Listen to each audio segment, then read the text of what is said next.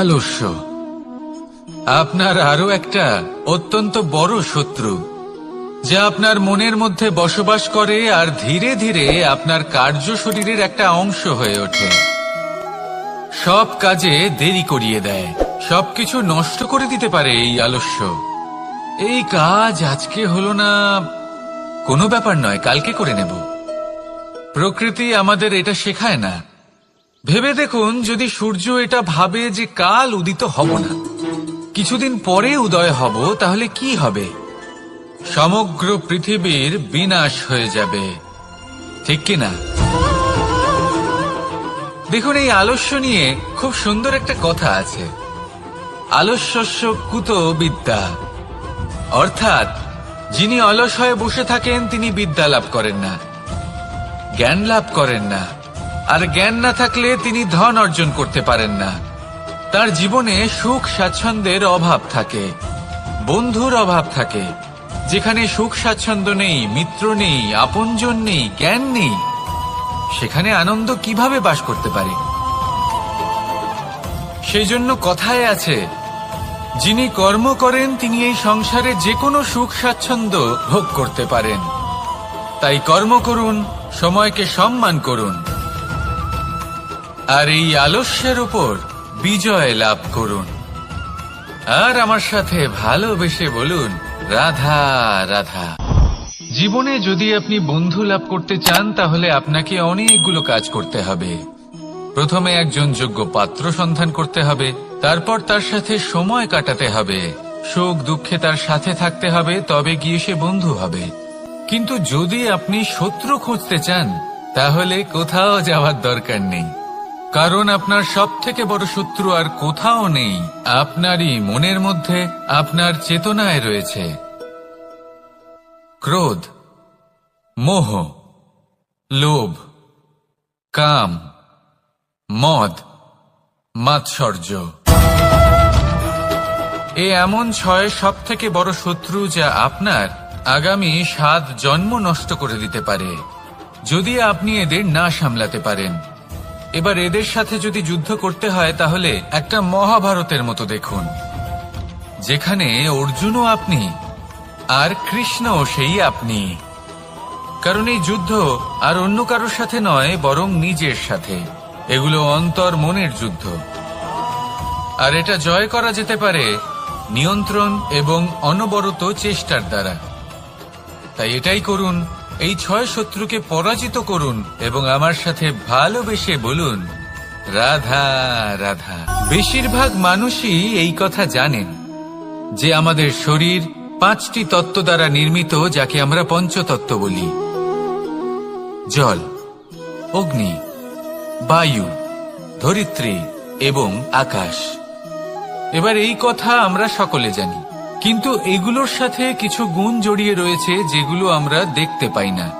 যদি এই গুণগুলি আমরা আত্মসাৎ করতে শিখে যাই, তাহলে সাক্ষাৎ পরমেশ্বরের দর্শন আমরা পেতে পারি।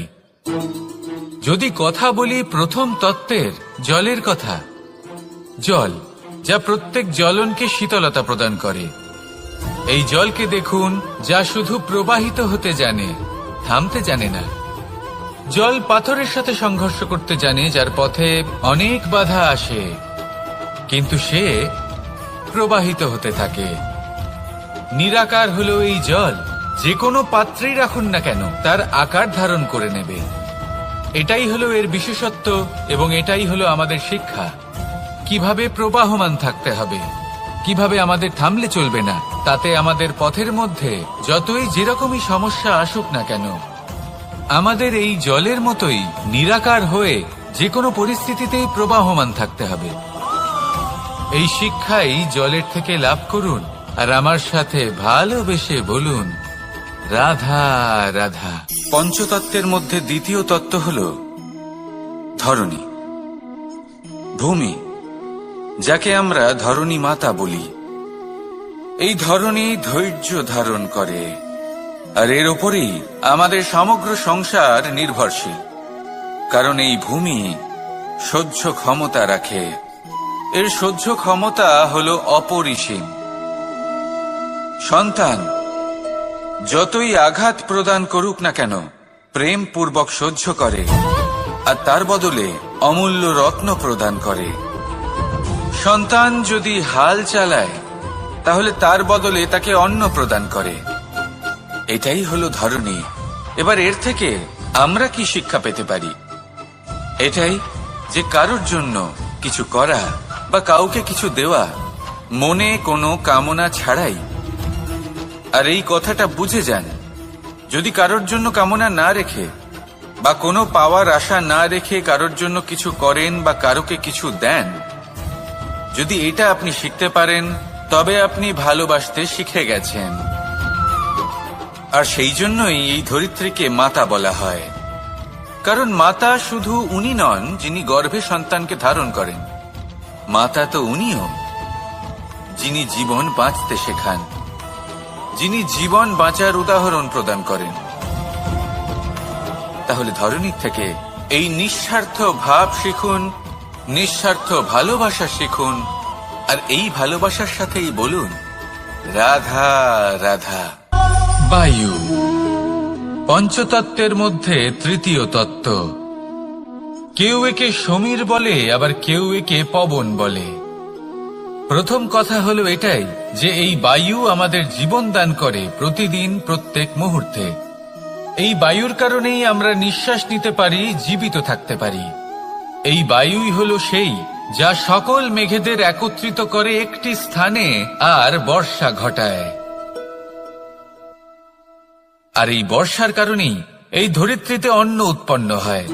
এই বায়ুকে দেখুন, কখনো এতটা সৌম্য যে আপনার কোনোই তফাৎ বোধ হয় না, আর কখনো কখনো এমন রূপ ধারণ করে ফেলে যে অনেক বড় বড় পর্বতের আকার পর্যন্ত বদলে ফেলে। এটাই হলো বায়ুর বিশেষত্ব। বায়ু শেখায় যে সময়ের সাথে সাথে বইতে থাকো, সকলকে জীবন দান করো, সকলকে সাহায্য করো, কিন্তু যখন বিপদ সামনে আসবে তখন দৃঢ় হয়ে সম্মুখীন হও। বাধা অনুযায়ী নিজেকে গড়ে নিতে হবে, আর কখন কতটা কঠোর হতে হবে আর কখন কতটা সৌম্য হতে হবে এটা বায়ুকে দেখে শিখুন, আর আমার সাথে ভালোবেসে বলুন রাধা রাধা। অগ্নি চতুর্থ তত্ত্ব, সব থেকে বেশি গুরুত্বপূর্ণ কিন্তু তার থেকেও বেশি ভয়াবহ। কখনো অগ্নিকে নিয়ন্ত্রিত রূপে উনুনে জ্বলতে দেখেছেন? এই অগ্নি আমাদের খাবার বানাতে সাহায্য করে, যা আমাদের শক্তি প্রদান করে। কিন্তু এই অগ্নি যখন বিচলিত হয়ে, অনিয়ন্ত্রিত হয়ে কোন বনের আগুন হয়ে ওঠে, তখন মহা বিনাশ ঘটে যায়। আপনারই অন্তরের ঊর্জা হলো এই অগ্নি। এটা আপনার শক্তিও, আপনার ক্রোধ। একে ব্যবহার কিভাবে করবেন তা আপনারই হাতে। যদি কোনো ব্যক্তি নিজের অন্তরের এই ঊর্জাকে ব্যবহার করেন শক্তির রূপে, তাহলে সে বিকাশ ঘটাতে পারে, নির্মাণ ঘটাতে পারে। কিন্তু যদি কোনো ব্যক্তি তার অন্তরের ঊর্জাকে বিধ্বংসী অস্ত্র বানিয়ে ফেলেন, তাহলে নিশ্চিত রূপে মহা বিনাশ ঘটতে পারে, যাতে বিনাশ তারও অবশ্যই হবে। অনেক বছর পূর্বে এমনই এক আগুনের দ্বারা এই সুন্দর পৃথিবীর নির্মাণ হয়েছিল, আর অনেক বছর পূর্বে এমন এক আগুনেই সমস্ত জীব এবং সংসার বিলুপ্ত হয়ে গেছিল। এবার আপনি আপনার অন্তরের ঊর্জা দ্বারা বিনাশ ঘটাতে চান নাকি নির্মাণ ঘটাতে চান, সেই সিদ্ধান্ত আপনারই। আসুন আমার সাথে ভালোবেসে বলুন রাধা রাধা। পঞ্চম তত্ত্ব, আকাশ নব ব্যোম। আসলে কোনো ভ্রম নাকি সত্য? ভ্রম তো হতে পারে না, কারণ ভ্রমের মধ্যে কেউ বাঁচতেই পারে না। আর যদি সত্য হয় তাহলে এতটাই বিশাল যে আমাদের চোখের থেকে, আমাদের ইন্দ্রিয়ের থেকে, আমাদের মস্তিষ্কের থেকে, আমাদের চিন্তা ভাবনার থেকেও অনেক ঊর্ধ্বে, যাকে আমরা বুঝতেই পারি না। এটা যতটাই বিশাল আকার, ঠিক ততটাই সরল। এই আকাশ যতই অন্ধকারাচ্ছন্ন, ততটাই আলোর প্রকাশ প্রদান করে থাকে। দেখতে গেলে এ হলো জীবনের সঞ্চালক, কিন্তু যদি ক্রুদ্ধ হয়ে যায় তাহলে প্রাণ কেড়ে নিতেও দ্বিধা বোধ করে না। এই আকাশ শুধুমাত্র পৃথিবী লোক নয়, বরং এই সমগ্র ব্রহ্মাণ্ডকে, এই সমগ্র সৃষ্টিকে, এর প্রত্যেকটা তারাকে, প্রত্যেকটা গ্রহকে একটা বিশেষ স্থান প্রদান করে।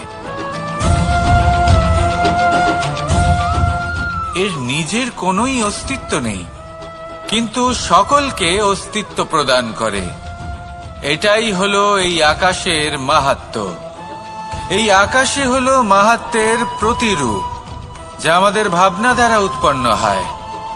আপনিও আকাশের মতো এই বোধকে আপন করে নিন। আপনার জীবনও আকাশের মতন মহান এবং বিশাল হয়ে উঠবে। আর তখনই মন সুপ্রসন্ন হয়ে বলবে, রাধা রাধা। কাম, তৃতীয় পুরুষার্থ। এবার অধিকাংশ মানুষই কাম বলতে বিলাসিতা, বাসনা, লালসা মনে করে ফেলে।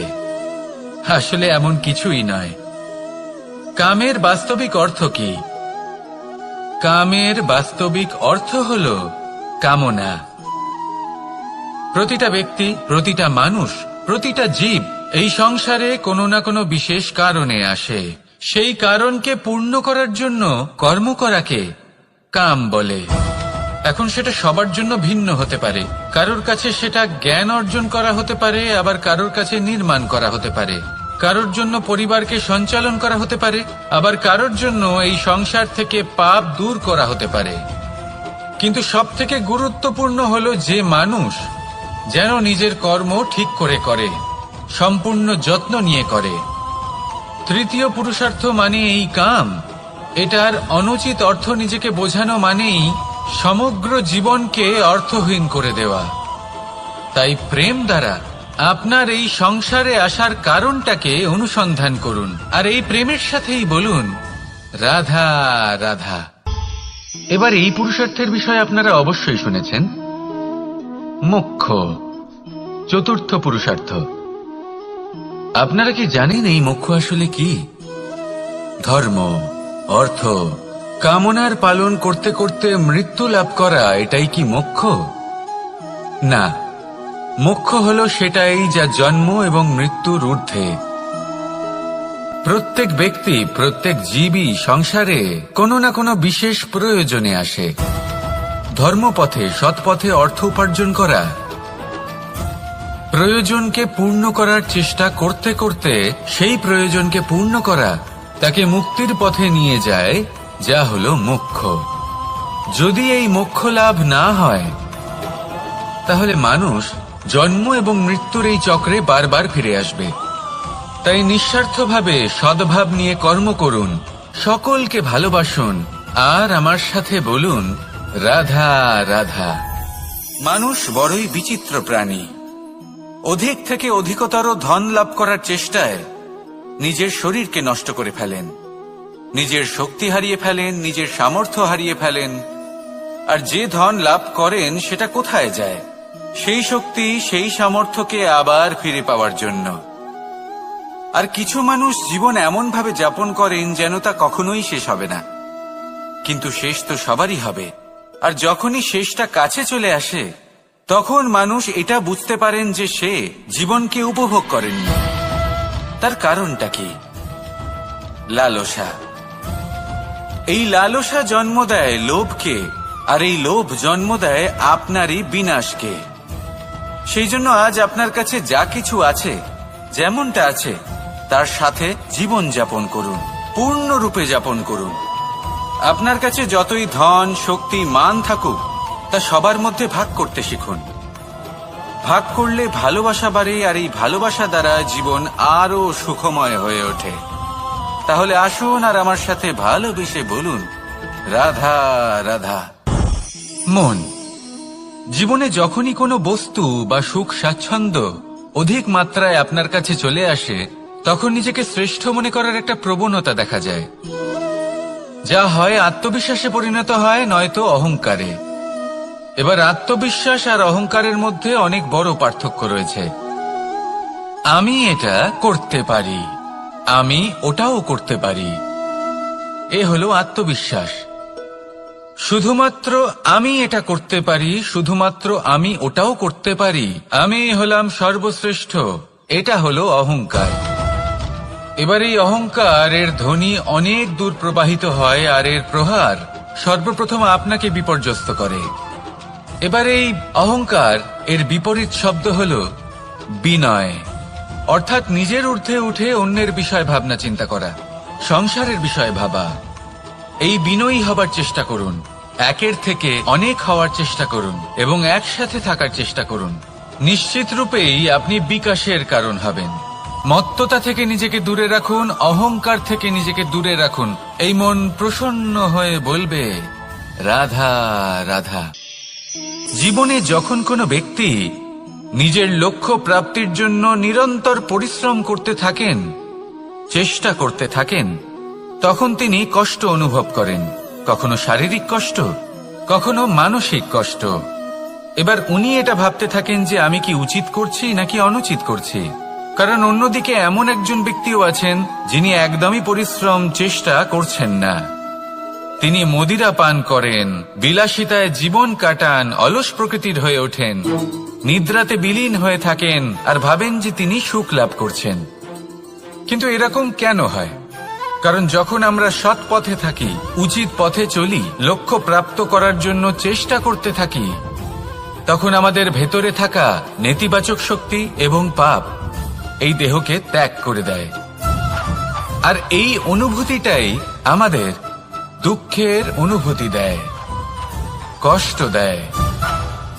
এবার সেখানে যদি আমরা কুপথে চলি, অনুচিত পথে চলতে থাকি, তাহলে আমাদের ভেতরে থাকা পুণ্য এবং ধনাত্মক শক্তি আমাদের দেহ ত্যাগ করে দেয়। আর এই অনুভূতির কারণেই আমরা সুখ অনুভব করি। কিন্তু কখনো ভাববেন যে এই সুখ বেশি সময় পর্যন্ত থাকে না।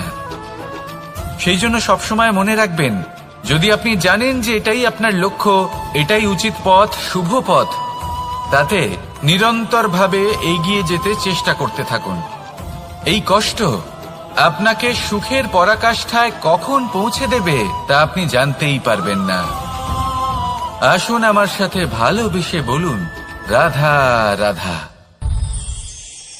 ঈর্ষা আমাদেরই মনে বসবাস করা আরো একটা শত্রু। তবে এই শত্রু কখনো কখনো আমাদের জন্য লাভদায়কও হতে পারে, কিন্তু যদি আমরা সতর্ক না থাকি তাহলে সেটা ততটাই ঘাতক হয়ে উঠতে পারে। যদি আপনার কোনো প্রতিদ্বন্দ্বী থেকে থাকে যে এগিয়ে চলেছে, তাকে দেখে আপনার মনে ঈর্ষা উৎপন্ন হয়, আর ঈর্ষাবশত আপনি নিরন্তর চেষ্টা করতে থাকেন, পরিশ্রম করতে থাকেন সামনে এগোনোর জন্য, তাহলে তার দ্বারা আপনার বিকাশই হবে। কিন্তু যদি আপনি নিজের বিরোধীকে শেষ করতে দেওয়ার জন্য অগ্রসর হন, তাকে বিনাশ করার জন্য অগ্রসর হন, তাহলে এই ঈর্ষা প্রথমে আপনার বিনাশ অবশ্যই করবে। একটা কথা আছে, এটা পশু প্রবৃত্তি, আপনি শুধুই নিজের বিকাশের কথা ভাববেন। তিনিই হলেন প্রকৃত মানুষ, যিনি অন্য মানুষের জন্য প্রাণও দিতে পারেন। এই ঈর্ষা যদি আপনাকে বিকাশের পথে নিয়ে যেতে পারে তাহলে খুবই ভালো। যদি আপনাকে অন্য কাউকে বিনাশ করে দেওয়ার পথে অগ্রসর করে, তাহলে তার থেকে দূরে থাকাই ভালো। যেমন ধরুন, আপনার কাছে একটা সূচ আছে, যার দ্বারা আপনি ছেঁড়া কাপড়ও সেলাই করতে পারবেন বা অন্য কারোর পাত্রে ছিদ্রও করে দিতে পারবেন। আপনি কি চাইবেন, নিজের বিকাশ নাকি অন্য কারোর বিনাশ? সিদ্ধান্ত আপনারই। আসুন আর আমার সাথে ভালোবেসে বলুন রাধা রাধা। বিষ এবং অমৃত, এর ভিত্তিতেই সংসার চক্র চলতে থাকে। যখন সমুদ্র মন্থন হয়েছিল তখন এই দুই প্রাপ্ত হয়েছিল। প্রথমে বিষ পাওয়া গেল, তারপর অমৃত। জীবন মন্থন করলেও এগুলো লাভ করা যায়। এবার এই যে বিষ, তা হলো অমৃতের থেকে অনেক বেশি শক্তিশালী এবং সেই জন্যই অনেক বেশি ঘাতকও। এবার বোঝার চেষ্টা করি এই বিষ আসলে কি। যে কোনো বস্তু বা কোনো ভাব যদি মাত্রার থেকে বেশি পরিমাণে আপনার কাছে থাকে, প্রয়োজনের থেকে বেশি আপনার কাছে থাকে, তাহলে সেটা আপনার কাছে বিষ সমান হতে পারে। তা সে ধন হোক, শক্তি হোক, সম্মান হোক, ইত্যাদি ইত্যাদি। যদি আপনার কাছে এমন কিছু থেকে থাকে যা মাত্রার থেকে বেশি পরিমাণে আপনার কাছে আছে, তাহলে তাকে ভাগ করতে শিখুন। যদি আপনি ভাগ করতে শিখে যান, তাহলে এই বিষই আপনার জন্য অমৃতে পরিণত হবে, আর তাদের কাছেও অমৃত সমান হয়ে উঠবে যাদের এই সাহায্যের প্রয়োজন। তাহলে ভাগ করে নিতে শিখুন আর আমার সাথে ভালোবেসে বলুন, রাধা রাধা। কোনো বাড়িতে, কোনো পরিবারে যখন কারোর জন্ম হয়, তখন তা কত সুখের মুহূর্ত হয়। সেই ছোট্ট সন্তান যখন কিছুটা বড় হয়, সে হাঁটার চেষ্টা করে, আর সেই প্রক্রিয়াতেও খুব বড় একটা শিক্ষা লুকিয়ে রয়েছে, ঠেলে দেওয়া। যখন আপনি হাঁটতে চান, সামনে এগোতে চান, তখন আপনি কি করেন? নিজের পায়ের তলার যে মাটি, তাকে আপনি পেছনে ঠেলে দেন। ব্যাস, এই একই জিনিস তো জীবনেও শিখতে হবে। এবার যদি আপনি জ্ঞানের পথে অগ্রসর হতে চান, তাহলে অজ্ঞানতাকে পেছনে সরিয়ে দিতে হবে। যদি আপনি প্রকাশের দিকে এগোতে চান, তাহলে অন্ধকারকে পেছনে সরিয়ে দিতে হবে। যদি আপনি ভবিষ্যতে সফল হতে চান, তাহলে অতীতের যে অসফলতাগুলিকে পেছনে সরিয়ে দিতে হবে। যে জল বইতে বইতে থেমে যায়, তাকে আমরা নালা বলে থাকি। তার থেকে দুর্গন্ধ বের হয়। কিন্তু যে জল বইতেই থাকে, তাকেই আমরা পবিত্র জল বলি। তাহলে আপনিও কর্ম করতে থাকুন, কখনো থামবেন না। আর আমার সাথে ভালোবেসে বলুন, রাধা রাধা। যোগাসন। যোগাসনে আসন অত্যন্ত গুরুত্বপূর্ণ। এবার আমি বলবো সবথেকে শ্রেষ্ঠ আসন কোনটি। আশ্বাস। নিজেকে আশ্বস্ত করতে থাকুন যে আমি আছি, সব ঠিক হবে, যা হচ্ছে ভালোর জন্য হচ্ছে। এই আশ্বাস আপনাকে জীবনে এমন ধনাত্মক বিশ্বাস দেবে যে আপনি বড় বড় সমস্যার সমাধান করতে পারবেন। এবার যদি কথা বলি সবথেকে কঠিন সময়ের, তাহলে সেটা হলো বিচ্ছেদের। যা মা সীতাকে সহ্য করতে হয়েছে শ্রীরামের জন্য, রাধা কৃষ্ণকেও সহ্য করতে হয়েছে। যে ব্যক্তি বিচ্ছেদের সময় সঠিক পথে চলে এসেছে, সে জীবনে অনেক শ্রেষ্ঠ স্থানে অবশ্যই পৌঁছতে পারবে। এবার যদি কথা বলি সবথেকে জরুরি এবং গুরুত্বপূর্ণ সময়ের, তাহলে সেটা হলো সংযোগ। সকলকে সাহায্য করতে থাকুন। আপনি অন্যদের সাহায্য করে তাদের যত আনন্দ দিতে পারবেন, ততটাই আনন্দ আপনারও জীবনে অবশ্যই আসবে। আসুন আর আমার সাথে ভালোবেসে বলুন, রাধা রাধা। কামবোধ। এটাই আপনার অন্তরের প্রথম শত্রু। বেশিরভাগ মানুষই কামবোধ বলতে লালসা বোঝেন, কিন্তু এটা সম্পূর্ণ সত্য নয়। কামের আসল অর্থ হল কামনা। এটা খুবই সহজ ব্যাপার। মনুষ্য শরীর থাকলে, মানুষের মন থাকলে, এই কামনা অবশ্যই থাকবে। এবার এটাই দেখতে হবে যে এই কামনা নেতিবাচক কামনা নাকি ইতিবাচক কামনা। অন্য কারোর জিনিসে নজর দেওয়া, অন্য কোনো মানুষের উপর নজর দেওয়া, কোনো অনুচিত বস্তুর দিকে নজর দেওয়া, এ নেতিবাচক কামনা। আর এই দুষ্কামনা মানুষকে দিয়ে অপকর্ম করাবেই করাবে। তাই মনে রাখবেন, যে ব্যক্তি নিজের কামনাকে নিয়ন্ত্রণে রাখতে পারেন, তিনি সঠিক পথেও থাকেন, সঠিক লক্ষ্যে পৌঁছতেও পারেন। যিনি কামনা নিয়ন্ত্রণে রাখতে পারেন না, তিনি তার পথও হারিয়ে ফেলেন এবং লক্ষ্যচ্যুতও হন। তাই মনে রাখবেন, নিজের কামনাগুলিকে নিয়ন্ত্রণে রাখুন। কাম নামক এই শত্রুর ওপর বিজয় লাভ করুন। আর আমার সাথে ভালোবেসে বলুন, রাধা রাধা। ক্রোধ। আপনার অন্তরের আরো একটা শত্রু। এই ক্রোধ আসলে কি? আপনার মনের এক ভাবনা, যা আপনার মনেই উৎপন্ন হয়। এই মন আত্মার সাথে যুক্ত থাকে। এখন একটা ভাবনা যা আত্মার সাথে যুক্ত থাকে, তাকে অনুচিত কেন বলা হয়, সেটা বোঝার চেষ্টা করুন। ক্রোধ কখনো কখনো জরুরি হয়, বিশেষ রূপে তখন যখন আপনি সঠিক পক্ষে দাঁড়িয়ে রয়েছেন এবং সামনের ব্যক্তি অধর্মের পক্ষে রয়েছেন। আর বিনম্রভাবে মানছেন না। যেমন শ্রীরাম ক্রুদ্ধ হয়েছিলেন সাগরের ওপর, ওটা উচিত ছিল, আর তা ততক্ষণই উচিত যতক্ষণ আপনি ক্রোধকে নিয়ন্ত্রণ করছেন। যদি ক্রোধ আপনাকে নিয়ন্ত্রণ করতে শুরু করে তাহলে পরিস্থিতি এমনও হতে পারে, ধরুন একজন ব্যক্তির প্রতি ক্রোধের কারণে আপনি তার ক্ষতি করতে চান। আপনি একটা কয়লা হাতে নিলেন, আর সেই কয়লা সামনের ব্যক্তির ক্ষতি করার পূর্বে আপনার হাত জ্বালিয়ে দেবে। ব্যাস, ক্রোধ এটাই করে, সর্বপ্রথম আপনার ক্ষতি করে, আপনার বিবেক হরণ করে নেয়, আপনি আপনার নিয়ন্ত্রণ হারিয়ে ফেলেন আর সবকিছু নষ্ট হয়ে যায়। বেশিরভাগ মানুষ ক্রোধে এমন সিদ্ধান্ত নেন যে সেটা তাদেরই বিনাশের কারণ হয়ে দাঁড়ায়। আর কিছু মানুষ বলেন যে আমাদের জীবনে এত যন্ত্রণা আছে, এত সংকট আছে যে ক্রোধ উৎপন্ন হবেই। আর এরকম সময় এটাই উচিত হবে যে আপনি নিজেকে ক্রোধের থেকে দূরে রাখুন আর তারপর সমস্যার নিবারণ করুন। আর এই নিবারণই আপনার জীবনকে একটা শ্রেষ্ঠ স্তরে পৌঁছে দেবে।